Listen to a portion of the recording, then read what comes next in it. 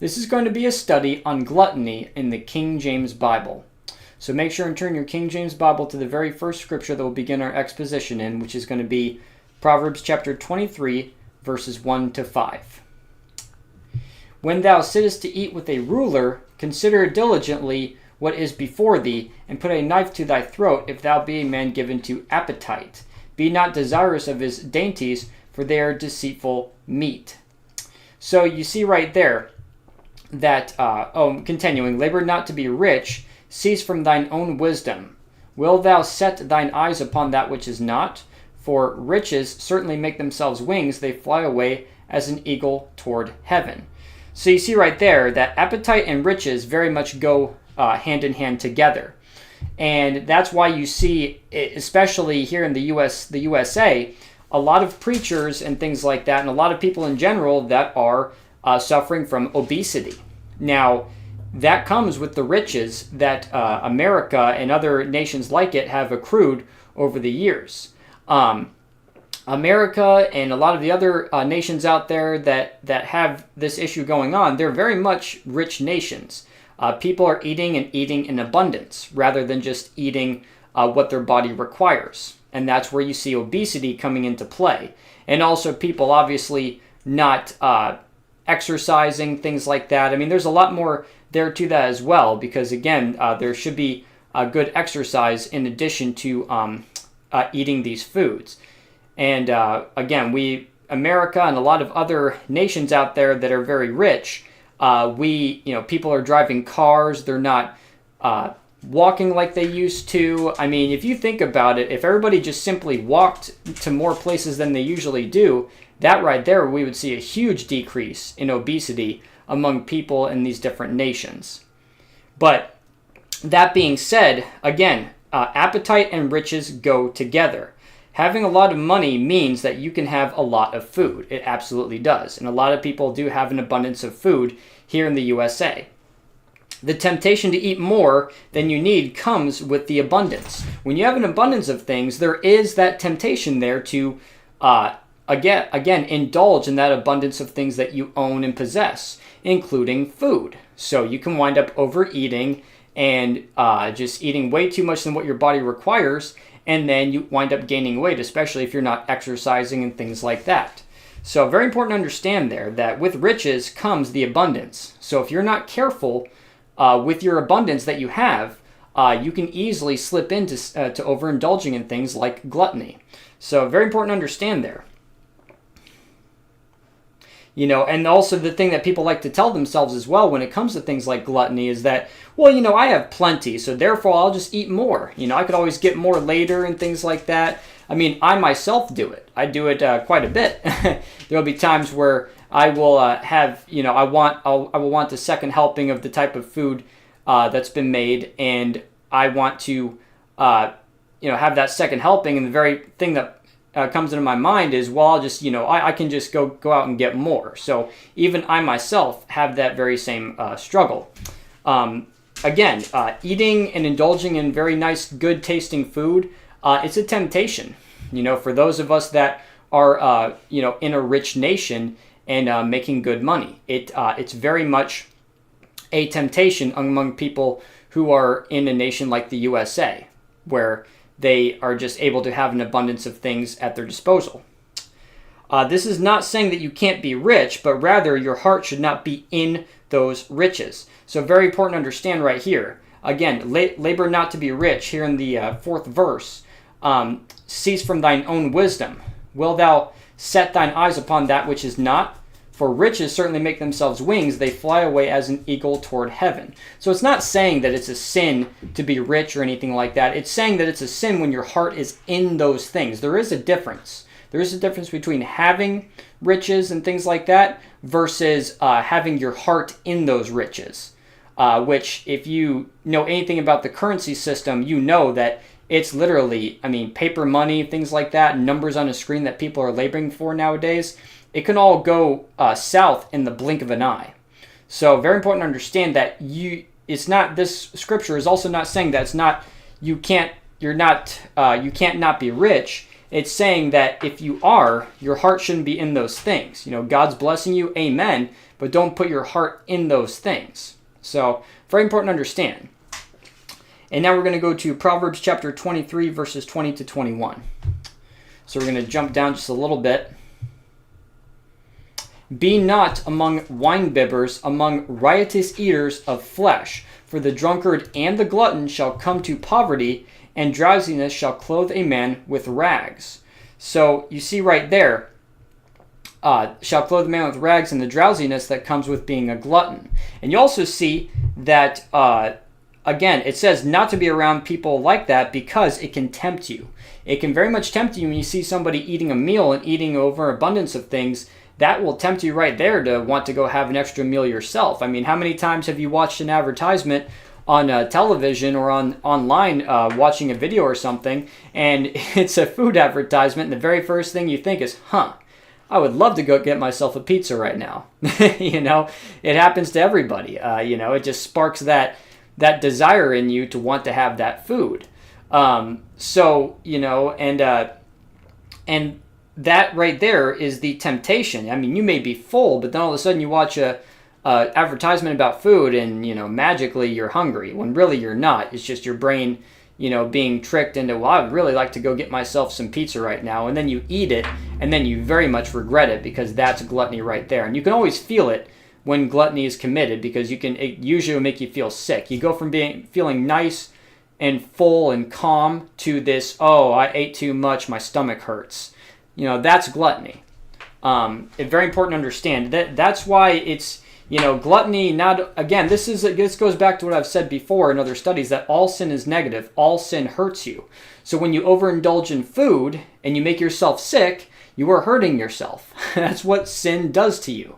When you sin as a Christian, it hurts you physically. So that's why part of maturing in Christ and part of becoming a more mature Christian as you grow and stop being a baby is being able to overcome those things so you don't hurt yourself. Very important to understand. So again, it's also the same with drinking. There's a lot of advertisements and things like that out there, especially for brethren who are ex-alcoholics and things that you got saved and you've been growing out of that. When you see whiskey and things like that being poured on television, it does make you want to have a drink. It does make you want to desire that drink, even though that if you partake in that, it's going to lead to some really rough stuff for you, and you don't want to do it. But again, the temptation comes whenever you see other people doing it. Same thing with smoking cigarettes. I mean, you name it. When you see somebody indulging in it, it sparks the sin in your flesh to want to indulge in it as well. So again, that's why the scripture is warning us of not being around those types of people, because it's going to cause you to want to partake in that. So very important to understand. Both those roads can also lead to poverty, as we can see right here. The poverty, if you drink too much and you let it just consume you and make you slack, you will not make the kind of money. You'll get fired from your job, things like that. It is right there. It will mess you up in several different ways. And one of the ways that's mentioned here is poverty. You drink too much and you become an alcoholic. You start falling asleep on the job. They start catching you with it. They start smelling it on you. The same thing with a lot of food. When you eat a lot of food and you've committed gluttony, it makes it very hard to move around and walk and things like that. A lot of jobs require you to walk or stand up, things like that. And when you have all that food sitting in your stomach that you ate way too much of and you feel sick, the last thing you want to do is stand up. You don't want to be standing while all that food is sitting there messing with you, and you can feel it.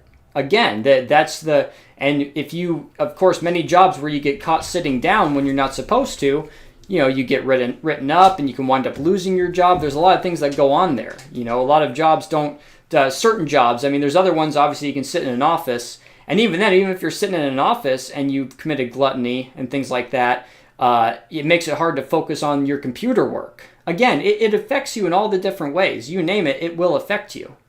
So very important to understand. That's why the poverty is being mentioned here. So again, Let's just read that over again, just to just to reinforce what's going on here. Be not among winebibbers, among riotous eaters of flesh, for the drunkard and the glutton shall come to poverty, and drowsiness shall clothe a man with rags. So you see, again, when you're eating a lot or drinking, again, gluttony and drinking actually show up together in quite a few verses, as we'll see as we continue the study.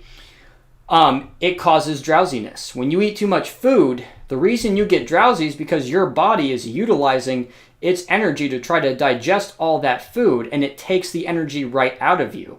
That's why on Thanksgiving, people who eat more than one plate of food or more than two plates, they wind up getting drowsy and wanting to go to sleep. And I've always heard people say, well, it's the Thanksgiving food, the stuffing. No, it's your body trying to process that food. It's using your energy to try to absorb all that food and all the nutrition from that food into your body. And when you have that much food sitting in your stomach, it takes a toll on your energy levels. Therefore, you're going to feel tired. You're going to sit down on the couch and you're going to fall asleep, which most people do on Thanksgiving. It's a tradition, especially here in the USA. A lot of people on Thanksgiving, that's exactly what they do. So again, it's one of those things where, drowsiness, there's just nothing good about it, because who wants to eat? I mean, there's times where, yeah, it's nice to take a nap, but eating and feeling sick and then falling asleep and everything, that's not very convenient. It doesn't really feel good. It doesn't feel good to be sitting there holding your stomach and then falling into a sleep just because your body is using all of its energy. It's not enjoyable. I've done it before. And as much as I enjoyed going to sleep, it was still agonizing to fall asleep. Again, it's all sin is negative, and you will feel those negative effects when things like that happen. So again, you eat too much and gain too much weight, you can't work. That's another thing too. If you remember, obesity is the result of gluttony. It is not gluttony. Very important to understand. A lot of people like to point the finger at only obese people and say, well, there's the glutton, there's the glutton. Well, skinny people can be gluttons too. And we'll get to that as well in this study. We'll go over the scriptures as well for that. But obesity is the result of gluttony. It is not gluttony. Very, very important to make that distinction, because I see a lot of people, a lot of brethren I've seen before have kind of done that. And you got to remember that even a skinny person can be a glutton. They're just better, really, they're just probably exercising more and better at hiding it, so to speak, versus the person who's obese. So, very important to understand. But again, if you do gain too much weight from eating too much food, you cannot work. There are people that get themselves into wheelchairs because they're so heavy, they have so much fat on their body that they cannot move properly anymore. They've lost their flexibility. And it's a really sad thing. And that happens. And you have people going on disability for being so overweight. It is an epidemic, especially in the United States and other wealthy nations. Again, people are overindulging because they're increased with riches. It's it's something that you got to keep under your body. You got to keep that in mind, because it's very easy to slip into things like gluttony. It's very easy to overindulge. You can also waste all your money on both as well. When someone starts drinking and overindulging in food, let's say you go to a restaurant, then let's say they taste something really good, like there's just a certain dish that they just love, and then they want more of it, and they wind up thinking, make an excuse in their mind of why they can spend another $15, $20 on the next plate. And then all of a sudden, all their money's gone. Same thing with drinking. You drink a couple of beers, and then all of a sudden, well, it's only $3 a beer. Let me get another one. And all of a sudden, you've spent probably $30 to $40 in one night. And in some cases, that can be, a utility bill of some sort. So again, it's a slippery slope when you start overindulging in things, especially in food. And another thing too is that when it comes to things like this, is that a lot of people eat a lot of portions at night for dinner.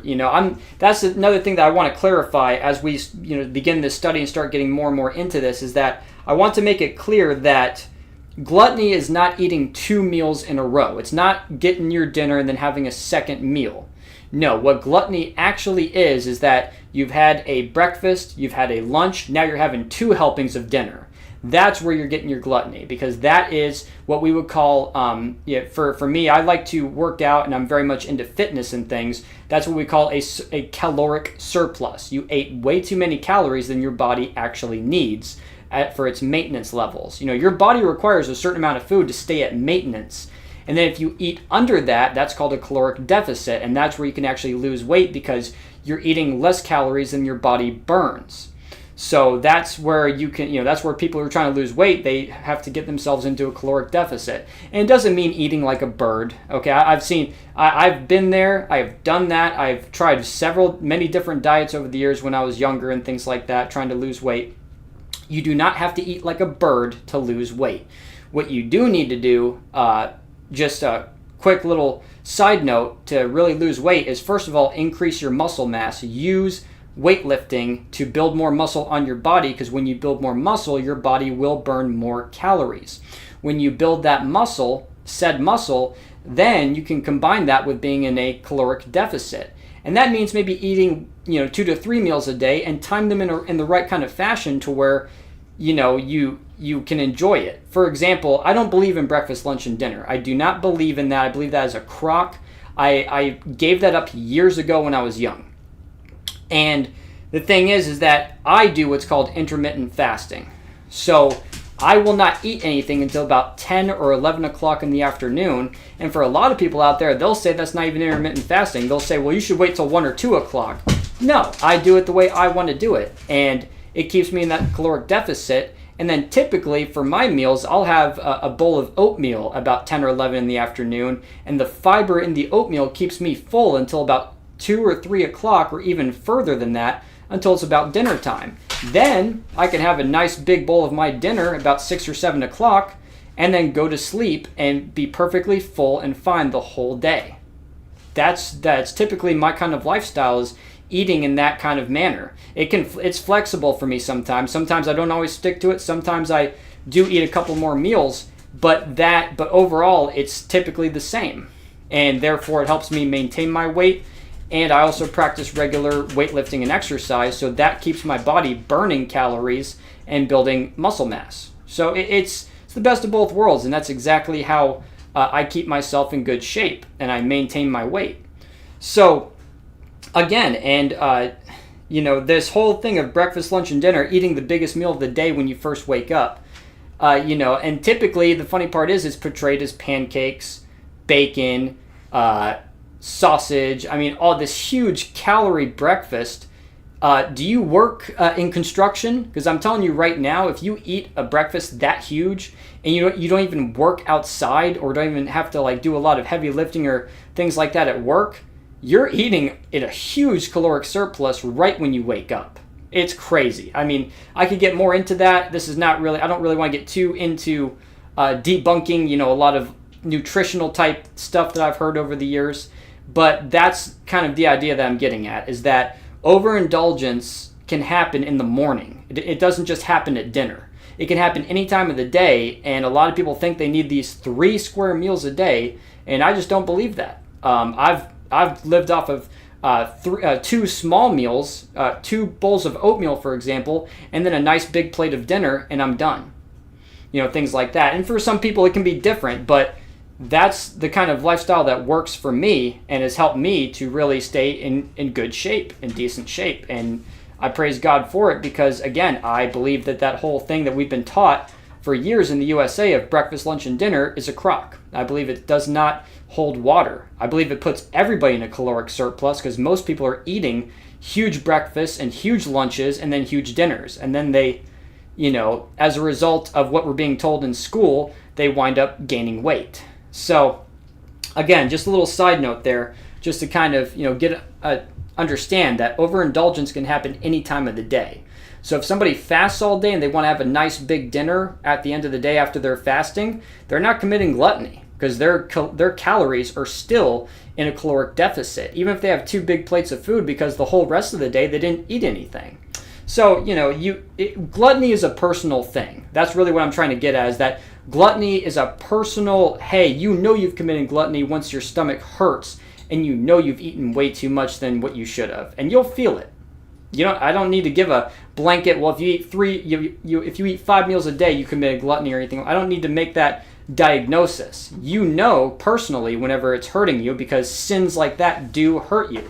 Just like somebody knows that once they've had, typically 2 to 3 drinks, they're drunk. Again, it does not something that needs to be a blanket statement or diagnosis that, hey, if you eat 2 portions of dinner, you committed gluttony. Well, that's not true either. So again, I wanted to make that point, that gluttony is a personal thing between you and the Lord and your flesh, and you will know when you commit gluttony. So again, let me see here. We're going to go to Proverbs chapter 25 and verse 16.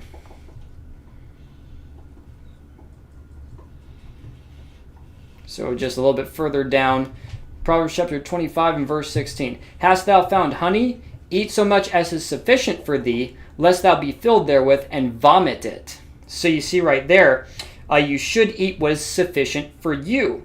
If you vomit what you ate, you definitely ate way too much. And that's the other thing too. When your stomach's hurting, when you're feeling all these negative feelings in your body from eating overabundance of food, if you ate too much, you can wind up throwing it back up because your body just cannot process it all right away.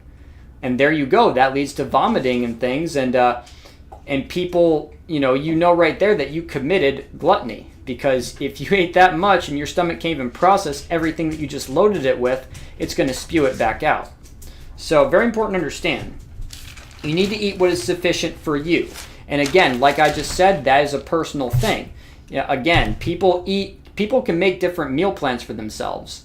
And like I was saying, is that for me, fasting in the morning and then afternoon enjoying some oatmeal, and then maybe another bowl of oatmeal in case I get a little hungry throughout the day, and a smaller snack, and then at night, then having an actual chicken, rice, salmon pasta, things like that.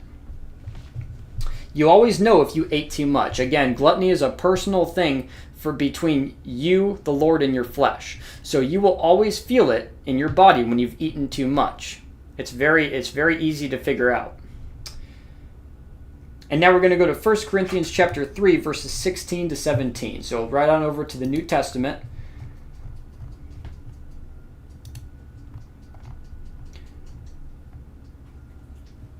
First Corinthians chapter 3, verses 16 to 17.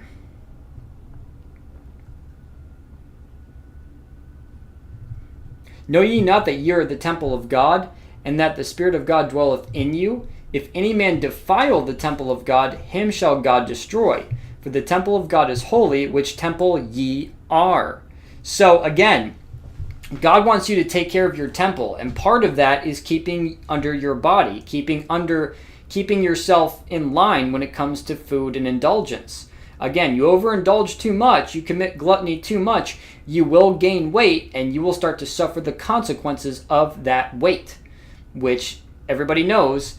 We have diabetes now, a huge epidemic here in the United States. We have, We have, insulin resistance preceding diabetes, which is another issue as well. And then, of course, the low mobility from being overweight, people who cannot fully walk places and things like that anymore because of the overweight. There are so many health problems that spawn from being overweight. The stress that it puts on the heart to keep pumping with all the extra weight on yourself. There is the amount of health conditions that result from gluttony are huge. There's a spectrum of them. And again, it all comes from eating overindulging in all these foods. And you will suffer the consequences for that if you are overindulging like that. You will get sick. You will feel terrible. There's just so much that it does.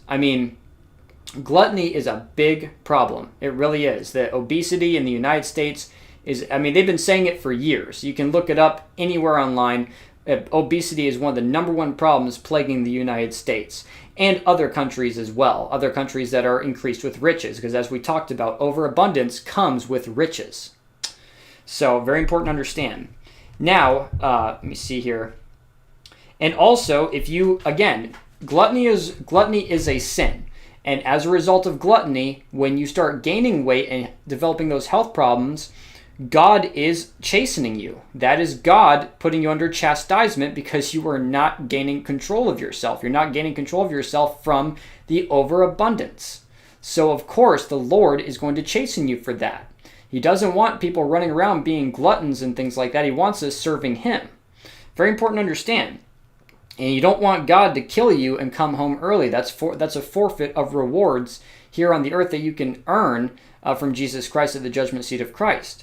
So again, this all factors into your spiritual maturity. Giving up a sin like this, giving up gluttony and things like that. That way you can serve God better because you get in better shape and things like that when you eat properly. Again, and keeping the temple holy requires living holy. And part of living holy is not stuffing your face with 6 or 7 helpings of food. So very important to understand. These are all things that, again, like I was saying, that overindulgence in anything is going to hurt you negatively. Now over to Psalm 78.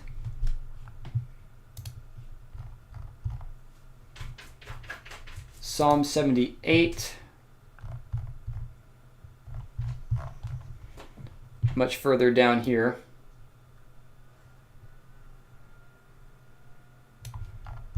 Psalm 78, verses 17 to 18.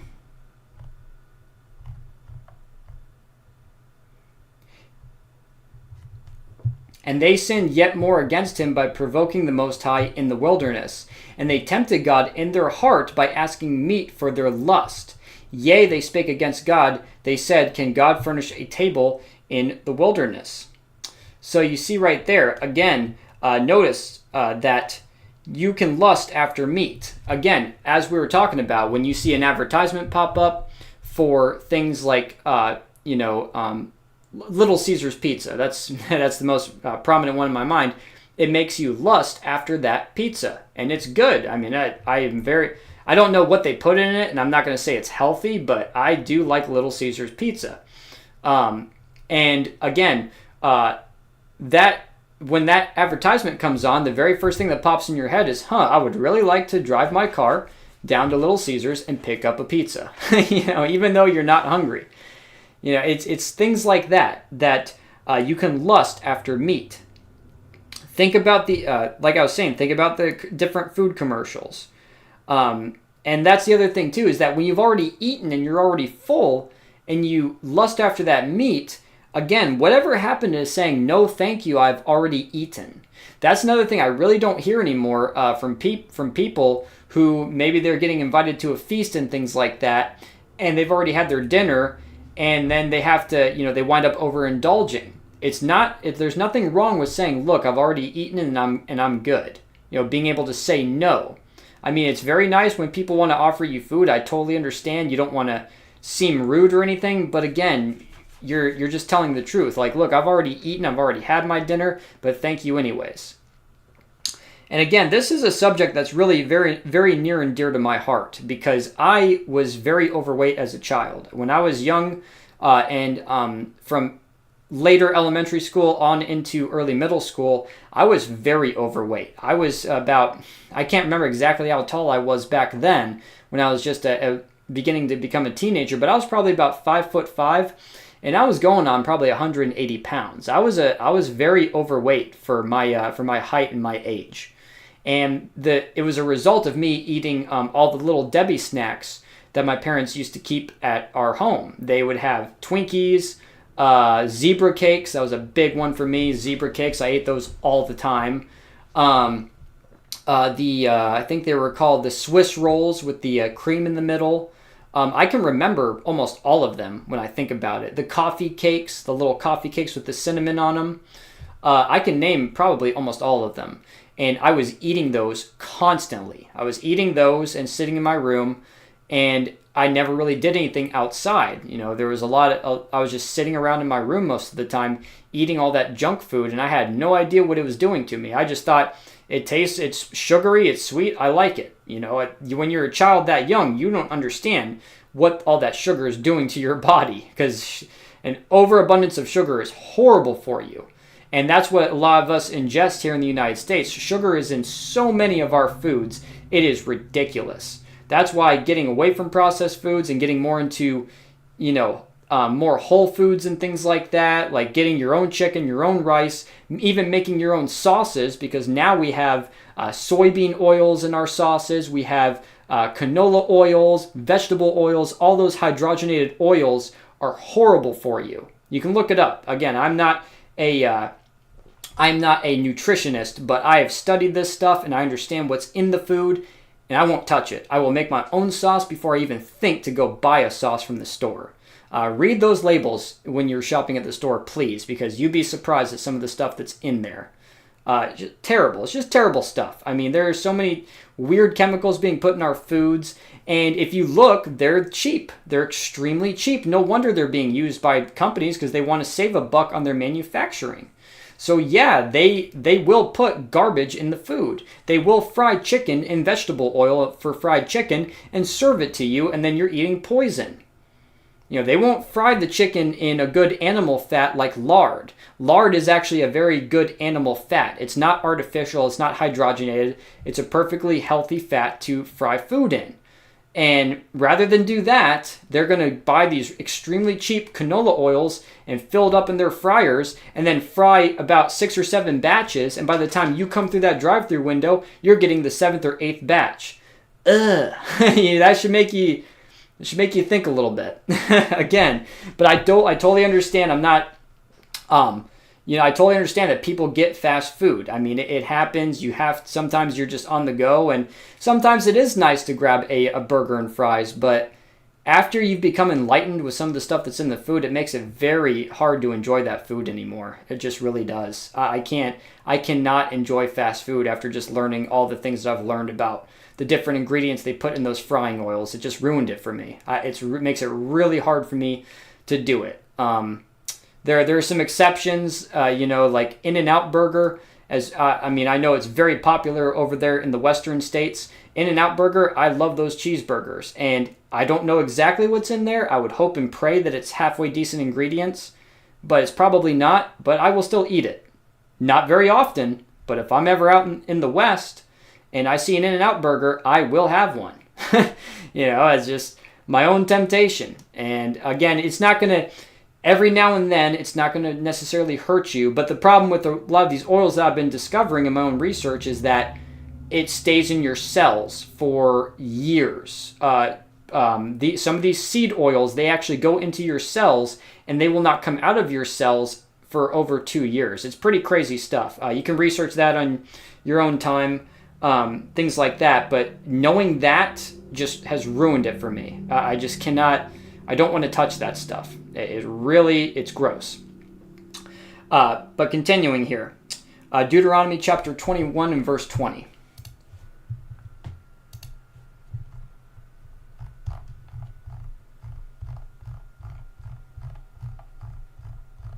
And that also factors into the temple, like I was saying. It takes vigilance in this day and age to keep your temple holy. You do want to check the labels of these things and make sure you're not getting these weird, nasty oils in your body and things like that, because it hurts you. You don't want to be unhealthy and get sick. And this stuff is just so prominent. It's just something. Again, you can research it, and when you jump down that rabbit hole, you will come out not wanting to touch anything. Everything you will want to make is probably going to be 100% original. That's just the way it is. Deuteronomy chapter 21 and verse 20. And they shall say unto the elders of his city, This our son is stubborn and rebellious. He will not obey our voice. He is a glutton and a drunkard. So again, notice, like I've been pointing out, gluttony and a drunkard is in the same verse. Again, getting drunk leads to the munchies. That's another thing too. We called it the drunk munchies when I was lost. Whenever we would drink a lot of beer or liquor, things like that, we would, even though we weren't hungry, we went and got food anyways. It was the old Taco Bell days, the late 2000s and things like that. Everybody was going to Taco Bell. That was in high school. It was a big thing. They're open so late and the food's so cheap. Beefy 5-layer burrito. The cheesy potato burrito, which I think they still have that, if I'm not mistaken. It was just so like our thing whenever I was in high school to go and get those foods and overindulge in that food while we were wasted out of our minds. It's so gluttony and being a drunkard go hand in hand. And on a side note, eating greasy fried foods can actually avoid a hangover. I actually read about that people who drink a lot, if they want to avoid getting a hangover in the morning, if they eat a greasy cheeseburger or things like that it will actually, I forget how exactly what was said, but the grease in the food interacts with your body and actually stops the alcohol from giving you the headache and the hangover, so you'll wake up the next day feeling, basically you won't have the headache. You'll still feel terrible because hangovers affect your whole body, not just giving you a headache, but it's a way to avoid getting those headaches. So again, not only is there gluttony involved, but again, people who know that, and I'm sure there's plenty of people out there who are, drinking and researching those things so they can avoid hangovers for themselves. They're indulging, to avoid hangovers or just because they have the drunk munchies. So again, those go hand in hand together, the overindulgence of food and alcoholic beverages. Again, and preachers in the United States talk a lot about drinking, but they don't say anything about gluttony. And that's one of the biggest reasons that prompted me to really do this study as well, is that I've known a lot of brethren out there that, they listen to a lot of good preaching and things like that, but there's just so much Baptist preaching against alcohol and against drinking, but they never talk about gluttony. Even though said preacher who is preaching on this stuff is up there on stage, and he is well over 200, maybe going on 300 pounds. And he's sitting there preaching to people about, well, don't drink that wine, don't drink that. And I've already talked about this before. Wine in and of itself is not sinful. It's the drunkardness, and things like that come into it, the overindulgence. That's the sin. So, but then you get these preachers, don't you dare have one glass of wine, don't you dare drink that, don't enjoy some wine with your steak or things like that, or just at dinner, or enjoy wine with a piece of cheesecake. No. But meanwhile, they are going on well over 250 pounds, for crying out loud. And it's a very big level of hypocrisy that a lot of, I've known some brethren in church that talk about it. Again, it's ridiculous. And they won't say a thing about gluttony, because then it starts to point the finger at themselves for being so overweight and all the food that they've indulged in over the years. I mean, again, these things are, in Scripture, as we're showing, these things are both hand in hand. But yet a preacher will isolate the drunkenness, and they won't say a thing about gluttony. There's a big problem there. That's why, again, this is a sin that I don't believe is talked about enough in the churches. And it's a really sad thing, because it just seems like a big cover-up, because most preachers, unfortunately, are very, very overweight. They're overindulging in food. So, but I digress.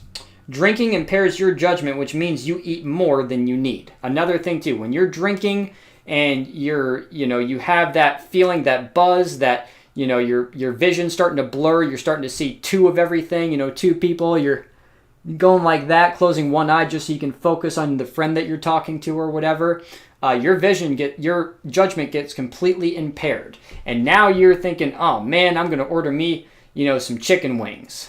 And then you order another thing of chicken wings. Then you order a cheeseburger. And next thing you know, you just ate 5,000 to 6,000 calories in one sitting of fried food that is probably fried in canola and soybean oils. So again, they go hand in hand together. The overindulgence, drinking and things like that can lead to a very high amount of gluttony. Now over to 1 Corinthians 6, verses 19 to 20.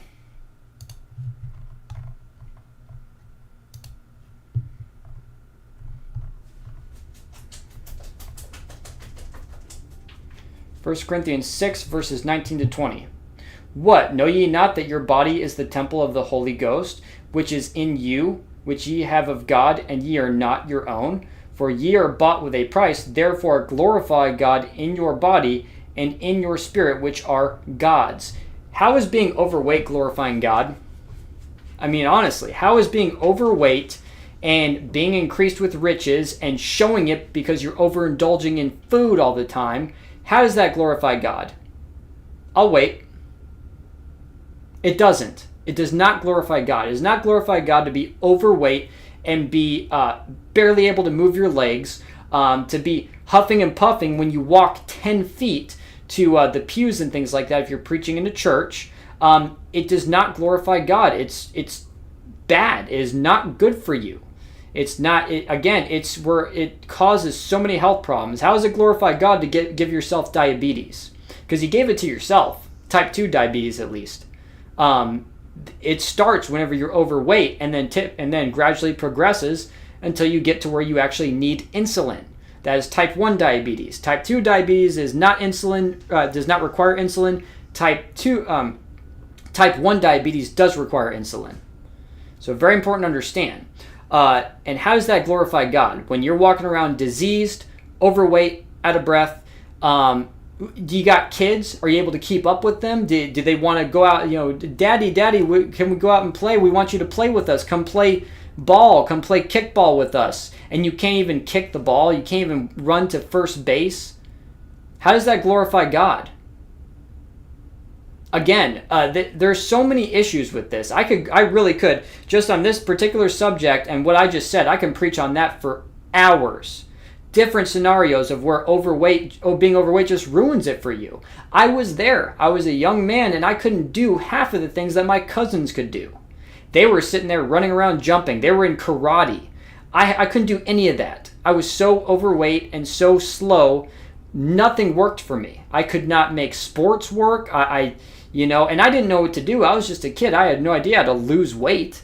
I had no idea how to do any of that stuff. And I was missing out on fun because I didn't realize what I was doing to myself. I was a young man. I didn't even know what sugar did to the body back then. Again, and that's the idea, is that when you get to that point, you are missing out. You're hurting yourself. Again, as I just said, all sin is negative, and that sin will hurt you emotionally, physically. I mean, you name it. So again, being overweight and being gluttonous is not glorifying God in your body. And we're not talking about drinking, Don't point the finger at someone. Well, I know some drunkards. Yeah, what about you gluttonous, riotous eater? Again, you got to look at yourself and, face the music. Do you want to glorify God? Do you want to, be a mature spiritual man? Then stop overeating. Again, like I've been saying, this is very important stuff because you hear preachers talk about the drunk drivers, but they will not talk about the riotous eating, what they do to their children by missing out on playing with them. Playing with children is important, That's where you bond with them. That's where you teach them things. You teach them how to, swing a baseball bat so they can play baseball. You can't do any of that when you're overweight and non-athletic. Just crazy stuff. So again, stuffing your face does not glorify God. Overeating destroys the temple just like drinking can. Do not be brought, verse 12. We're going to jump down to verse 12 as well. Or is this 6? We're jumping up to verse 12. So 6, let me see here. Yeah, all things are lawful unto me, but all things are not expedient. All things are lawful for me, but I will not be brought under the power of any. Meats for the belly, and belly for the meats. But God shall destroy both it and them. Now the body is not for fornication, for the Lord, and the Lord for the body. So you see right there, again, that do not be brought under the power of food. And it's easy to fall into that temptation. Again, even in all the things that I do in my own nutritional walk and things like that, I still fall into that temptation every now and then. Because, again, I have good food. I eat good food. It's not like I'm eating this terrible, it doesn't have any sauce or doesn't have any spice. There's spice, there's sauce. I mean, you can eat good food and be in perfectly fine shape. It's the overindulgence is what's going on. I've seen so much terrible nutrition advice that just ruins it for people. I've seen them out there say that you can't eat a salad, you shouldn't eat a salad with dressing because the dressing adds extra calories. So then you're trying to eat a salad with no dressing. Is just disgusting. I have heard some horrible fitness advice because I was seeking, back when I was younger and overweight, I was seeking to lose weight, and some of the worst advice I ever heard, don't put dressing on your salads and stuff. And that being said, salad dressing is also full of those same oils I just mentioned earlier. So it is actually important to get yourself a halfway decent salad dressing that's not full of all that garbage, or make your own. Now there's an abundance of information. You can get a recipe, make your own salad dressing if you wanted to. So, but you don't have to stop eating salad dressing on your salad. It's so ridiculous. It's terrible. Losing weight is not it does not have to be painful or unenjoyable. Eating chicken, broccoli, and rice with garlic, garlic, pepper, all these tasty, good spices, that's a perfectly acceptable weight loss meal. And as long as you, say for example, you're lifting weights in the gym, you don't even have to be super heavy weights. You're just exercising your body and building muscle and things like that, creating those micro tears from your workouts, having a good intense workout. That right there is going to solve so much in and of itself. Forget about doing hours of cardio, because that's another misconception too that people have. They think they got to do hours of cardio when really they can build muscle, and the muscle will start burning the calories for them. Now, if you combine those things, lift weights and then do some cardio, you're doing it even better, and cardio could just be something as simple as a walk. Go for a walk for about an hour or so, a couple hundred steps. You don't have to do some intense kill yourself sprints or something terrible like that. It'll rip up your knees. I've done it. I've been there. I've experimented with all this stuff. So I do know what I'm talking about when it comes to these these misconceptions of exercise that people have, because I've done them. I've done them all. Really. I've pretty much tried everything. And I will give you a testimony at the end of this study, a weight loss testimony of mine, to kind of give you an idea. Again, not everybody's necessarily the same, but I do think that increasing muscle in your body is going to burn calories no matter who you are. There's nothing different about that. It's simple mathematics. The more muscle you have on your body, the more your body's going to burn. Doesn't matter who you are or whatever. It's the same for everybody as far as that goes. But continuing here, again, learn to say no. It's easy to fall into those temptations. Like I said, it's easy to fall into overeating and things like that. And you have to learn to say no. If you've already eaten, you're already full, don't partake. Just learn to say no. I know it's hard. There's certain good foods that you think, oh man, I just want to eat all of this, because I've always been there. I've been at plenty of feasts and seen plenty of really great food, and I won't do it. What I do try to do is I go for the most unique meal that I've never seen before that I would really like to try because I've never had it. That's what I usually try to do. I don't worry, if I see a dessert table and I see brownies, well, I've had brownies thousands of times. I've had cookies thousands of times. But what's this cool little strawberry cake right here? There's like a strawberry, like a specialized strawberry cake, like something I've never seen before. I will happily eat that because it looks completely unique and different. That's the way I do things. That's what keeps me in line. If I do have sugar, I try to go after something I've never had before, so it makes sense to me, rather than, well, I've had thousands of cookies, so I'll eat more cookies over here or something. That's the way I do things. Again, that's just, that's me personally, and it helps. It's worked for me many, many a times. It's kept me away from 3 or 4 plates of the dessert table, because I do love sugar. I'm not going to be shy about it. I love chocolate chip cookies very, very much. That is one of my favorite foods. But it is so horrible for you. You got to be careful with it. Have it every once in a while, but man, don't eat it all the time, because it's just gonna hurt you. It's gonna bite you. Again. Now, Romans chapter 13 and verse 14.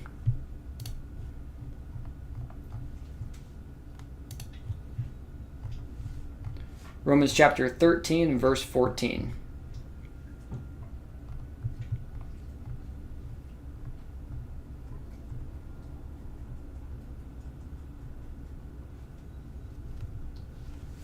But put ye on the Lord Jesus Christ, and make not provision for the flesh to fulfill the lusts thereof. Again, like I was saying, lusting after food is a lust of the flesh. You can lust after food. It is very easy to do. Overeating is a lust of the flesh. Wanting to taste different things and things like that. And that's actually why a lot of chefs out there usually are overweight, because they don't just do taste testing. You can taste test and put the fork down and take that food that you just tested and put it in storage in the fridge where it's meant to go. You don't have to just taste it. Whoa, I like the way that tastes. I'm going to have a full bowl even though I'm not hungry yet. There's some problems there, and that's what a lot of chefs out there will do. They really like the food they just made, and they'll go ahead and have themselves a bowl, and then the next tray comes around, that they have to test. They test that and they like that and they eat more. Chefs are very notorious for being overweight, and it's probably because they're taste testing. They're testing all these things, and then they begin to indulge because they can't just let it go. And it's tough. I've done it. I mean, every time I taste a dinner and things like that to just make sure it's up to par with what I like, all of a sudden, man, that was really good. I think I'm going to have me a bowl, even though it's 12 o'clock in the afternoon and I'm meal prepping, and it's definitely not time for dinner. So I totally understand. I understand the mindset. I understand where it's coming from. But again, learn to wait. Learn to say no. Real testing is done with one bite, and that's absolutely true. And that, again, that's where it leads to that slippery slope. One bite, and next thing you know, you're indulging, and you're eating at the wrong time when you're supposed to be preparing your meal. If you prepare things ahead of time and things like that. So, if you make dinner every single night something new, I understand that. Well, then of course, you might as well just have a bowl, because you're probably already cooking at nighttime when it's dinner time. So, again, to each their own on that one. And then we're going to wrap this up with Matthew chapter 11 and verse 19.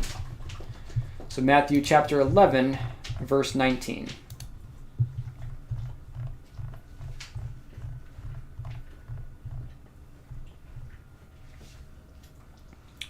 The Son of Man came. Scroll this up a little bit. The Son of Man came eating and drinking, and they said, "Behold, a man gluttonous, and a winebibber, a friend of publicans and sinners. But wisdom is justified of her children." So you see right there, the Pharisees were accusing Jesus of being a glutton. Very important to understand. Again, gluttony is the overindulgence. It is not appearing to be overweight. Being overweight is a result of gluttony, but it is not gluttony itself. I think we all understand that Jesus was not overweight. He was probably all the Jews in ancient Israel are probably in way better shape than any American or any citizen of the UK and things like that ever will be, because they were walking everywhere. There was so much. Think about all the walking they did in ancient Israel, how they had to go down all these long roads by themselves with no real, maybe you had horses and things like that and carriages, but for the most part, everybody walked. So everybody probably stayed in really great shape, unless they were really, really rich and didn't have to move. They could have servants go do it for them. And as we talked about, with an abundance of riches comes an abundance of food, and with an abundance of food comes obesity. So again, that's very important to understand that obesity is the result. It is not gluttony. So even a skinny person can be gluttonous. So, yes, they're very important to understand. And with that being said, that is actually the end of this study. Again, this is a study that's been very important to me, because as I talked about, I have my own weight loss testimony. I've struggled with different moments in my life where I was overweight. The first time I was overweight was whenever I was young. Like I said, I was 13 years old, and I had to figure out how to lose weight on my own. This is before the internet was very big. This was the early 2000s. I mean, the internet was still on dial-up back then. A lot of people didn't even have a computer because they were so expensive. So I didn't have really much to go on. I didn't have any information accessible to me. So the only thing I could think to do back then was copy what I saw in the Rocky movies. In the Rocky movies, Sylvester Stallone's character Rocky works out, he runs for hours, he runs for miles, and all I could think was, if I stop eating so much and I start running all the time, I've got to lose weight, it's got to work. And so that's what I did. I literally started doing intermittent fasting before it was even called intermittent fasting, before it was even a thing on the internet. I stopped eating breakfast, and I stopped eating the lunches at my school. I wouldn't even touch the school lunch. And then immediately after school, I had been fasting all day, and then I would go for a run down the local trail near where I lived, and I would run I started off maybe half a mile and things like that at first, and then worked up to about a mile. And then over the course of a year, I was running maybe 2 to 3 miles a day after school. Now that, I want to say that's not actually a good thing, because running that much can do a real heavy burden on your legs, and I didn't know any better back then. Plus I was a young kid, so I bounced back pretty quick. But my feet did hurt. I went through a lot of struggles with it, but I kept consistently doing it. And within a year, I lost about roughly 40 to 50 pounds, and I was actually in really great shape. I was actually very skinny. I went from being very overweight to being very skinny, and I was very happy with what I was seeing. And I actually, I earned respect at school for it too. A lot of the kids in my class, in my school, they saw what I had done and they all gave me kudos. They were, wow, you did a great job. You inspired me. I inspired other kids that were overweight. There was a lot of good that came from it. It was a very honorable thing that I did. And, I fasted and only ate dinners at night, and I ate what my mother cooked rather than eating garbage. I wouldn't even touch fast food. I didn't touch any fast food. I stayed away from all of it. I just ate home meals and typically dinner, and I was running all the time. And that's where I lost all my weight. And I stayed that way up through high school, and then I got into weightlifting, and that was really fun. Started to learn about how weightlifting, builds muscle and burns more calories, so you'll stay in better shape just simply by weightlifting. And I was on a really, really good track for a long time. And then up until my early 20s, I had a fool at the gym tell me that I don't have to worry about what I eat, that I don't have to eat clean, because I was trying to eat as clean as I could. I was eating a lot of chicken and broccoli and things like that, and I was doing really well. I was in the best shape I've ever been in. And I didn't know any better back then even, and I didn't research it, and I wound up dirty bulking. And that's where things really went south for me. I was dirty bulking, and that's where, if you actually watch some of my older videos on this channel, my older studies and things like that, you'll see that I was pretty overweight because I was doing what they call dirty bulking. I was eating anything with calories, whether it was chocolate cake, fast food. I was back into just a bunch of stupidity. I also gained a lot of strength from it. I actually did come out of my dirty bulk with about an extra 20 pounds of muscle on my body, but it's not worth it. I will never, again, I'm not a fitness guru, but I have researched a lot of things, and I do know what works for me and what I've used for myself. And one thing I will never tell anybody to do is dirty bulk, because it was horrible. And then next thing I know, I was about 250 pounds back up there at my current height, and I had no idea what to do. I mean, it was pretty upsetting. I was strong. I was very strong. I was bench pressing very high amounts of weight. It's not like I was, not getting stronger, but I did not like the way I was looking. That was my big problem. I was not trying to be a strong man. I was not trying to become one of those strong men guys that has a lot of fat on him, but he's also got a lot of strength. That wasn't my goal. My goal was to just be lean and, look good. That's all. And so I was very upset with where I was. And I've been struggling with that thing all the way from then, as you can see in older videos, if you go watch some of my older studies, up until these last couple of years.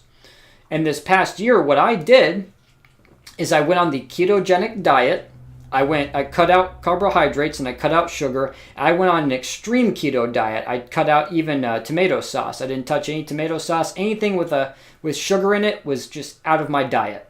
I was eating a lot of chicken, a lot of cream cheese. I actually ate it's called cracked chicken. It's a very good, tasty recipe, a very good keto recipe. If you don't know what cracked chicken is, look it up. It's very good. If you want to try it, I would definitely recommend somebody try out that meal because it's a very tasty dish. And so I was eating that, a lot of fats, a lot of cruciferous vegetables, broccoli, a lot of sauerkraut as well for the probiotics and sauerkraut. I was eating very, very clean, and I was also fasting again, and I was using bulletproof coffee to stop myself from eating or snacking too much throughout the day, to where I was really only eating a big meal of my cracked chicken usually at night, and then I'd go to sleep. And I kept doing that for over 9 months. And in 9 to 10 months, I went from about 220, 230, somewhere in that range, down to now about 160. So it worked very well for me. And I'm praising God at the results that I got from that. From using intermittent fasting and drinking bulletproof coffee twice a day. Typically, I drink it in the morning. And then in the afternoon, I drank bulletproof coffee, and it kept me feeling full. I didn't get the hunger pain that you usually do. And I would carry that into about 5 or 6 o'clock at night. And then I would eat my meal. And if I wanted seconds, I could, because I was in such a caloric deficit. It didn't hurt me to have a second bowl of food. Again, gluttony is the overindulgence, and that can occur at any time of the day, not just at night.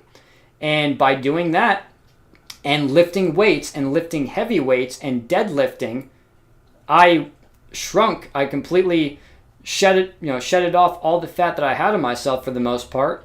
And now I'm at a very happy, healthy weight that I'm completely happy with. And now I've gone back to carbohydrates, and I don't experience any weight gain because I keep myself under subjection. Again, like Paul said, Paul talked about I keep my body under subjection. And that's talking about sin in general, but it's also, again, can be applied to something like having to go on a weight loss journey. And as long as you keep under your body and keep yourself in those good habits, you're going to see nothing but goodness from that. Because, again, you're doing what the Lord wants you to do. You're not engaging in overabundance. You're, doing the right thing and just eating what you need rather than overindulging. So I wanted to leave off with that weight loss testimony. Again, that's what worked for me. I am not a nutritionist. I am not a personal trainer. I'm not any of those things. I wouldn't prescribe what I did to anybody else, but that is how I did it, and I'm very happy with my results. So, again, brethren, I just want to leave that with you. Again, gluttony is a very serious sin that does need to be talked about more, especially in the churches. Again, America and other rich countries are so overweight and things like that something definitely needs to be said. And I would pray that brethren and people out there would really work on getting under their bodies, bringing their bodies into subjection. So with that being said, that is the end of this study. I do pray that this is a blessing to you. The grace of our Lord Jesus Christ be with you all. Amen.